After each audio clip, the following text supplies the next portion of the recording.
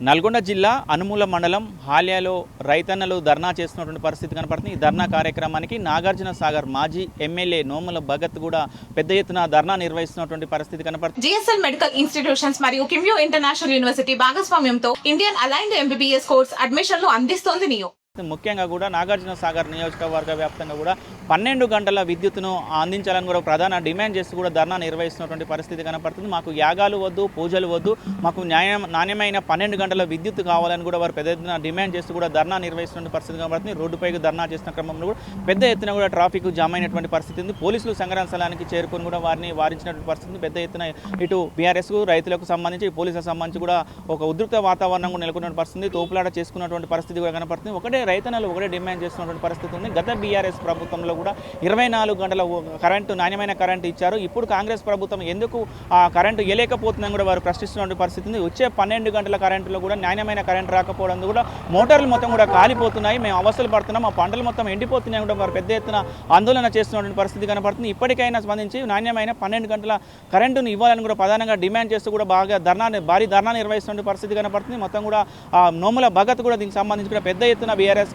Party కార్యకర్తలు, అదేవిధంగా నాయకులు, ఇటు మొత్తం కూడా రైతులు నాగార్జున సాగర్కి సంబంధించి నియోజకవర్గానికి సంబంధించిన రైతులు మొత్తం కూడా ధర్నా నిర్వహిస్తున్న పరిస్థితి కనబడుతుంది। నాగార్జున సాగర్ మాజీ ఎమ్మెల్యే నోముల భగత్ ఒకటే డిమాండ్ చేస్తున్న పరిస్థితి, మేము గత బీఆర్ఎస్ ప్రభుత్వం ఉన్నప్పుడు మాత్రము వ్యవసాయానికి 24 గంటల కరెంటు అందజేశాము, మరి ఇప్పుడు ఎందుకు కరెంటు ఇవ్వలేకపోతున్నారు, అప్పుడు ఇచ్చిన కరెంటు ఇప్పుడు ఎందుకు ఇవ్వట్లేరు, అప్పుడున్న సరఫరా ఇప్పుడు ఎందుకు లేవట్లేదని కూడా ఆ ప్రభుత్వాన్ని ప్రశ్నిస్తున్న పరిస్థితి। దీనికి సంబంధించి కూడా మొత్తం ఆ మీడియాతో కూడా నోముల భగత్ మాట్లాడుతున్నారు, ఏం మాట్లాడుతున్నారో చూద్దాం।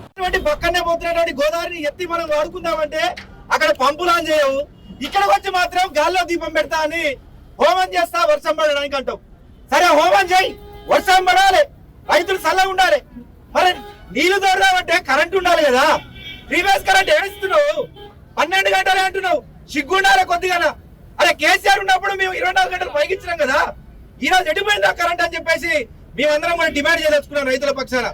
రైతులు భారీ ఎత్తున ఇబ్బంది పడుతున్నారు, ఇక్కడ మంచిగా పూజ చేయి, మాకు కూడా తల కొబ్బరికాయ కొడిస్తే కొట్టి మేము కూడా మొత్తం, కానీ కరెంట్ ఇచ్చేదైతే నువ్వే కదా, ఖచ్చితంగా ఆ హామీ కూడా ఇది నువ్వు ఇస్తాన్న 12 గంటలు కూడా నిర్విరామంగా రావాల్సిందే। రైతులకు ఖచ్చితంగా వస్తేనే పుసుకుల రేపటి నుంచే నువ్వు హోమం చేయగానే వర్షాలు పడితే కరెంట్ ఉండాలి కదా, మోటార్లు ఆన్ చేసుకోవాలంటే కరెంటే లేకపోతే నువ్వు వర్షం పడినా ఏం లాభము? నీ దొంగ ఆటలు బంద్ చేయి, నీ దొంగ మాటలు బంద్ చేయి। అసలు నువ్వు ఇచ్చినటువంటి దొంగ మాటలు దేవుళ్ళ మీద ఒట్ల వల్లే ఈ రోజు ఈ తెలంగాణ రాష్ట్రానికి అరిష్టం చుట్టుకుందని మా బీఆర్ఎస్ పార్టీ పక్షాన మేము చెప్పదలుచుకున్నాం। నువ్వు నీ నోరుని వినాయకుతో కడుక్కొని కాశీ పోయి 3 మునుగలు మునిగి తర్వాత ఇక్కడికి వచ్చి హోమాలు చేయి, అప్పుడైతే దేవుడు కొద్దిగా కరుణిస్తాడేమో। అసలు నీ వల్ల తెలంగాణకి అరిష్టం వచ్చిందని మా బీఆర్ఎస్ పార్టీ పక్షాన చెప్పదలుచుకున్నాం। దేవుళ్ళ మీద ఒట్టేసేవాడు అబద్ధం చెప్తాడా? నువ్వు చెప్పినావు వాటికి అరిష్టం వచ్చిందని మా బీఆర్ఎస్ పార్టీ పక్షాన మేము చెప్పదలుచుకున్నాం।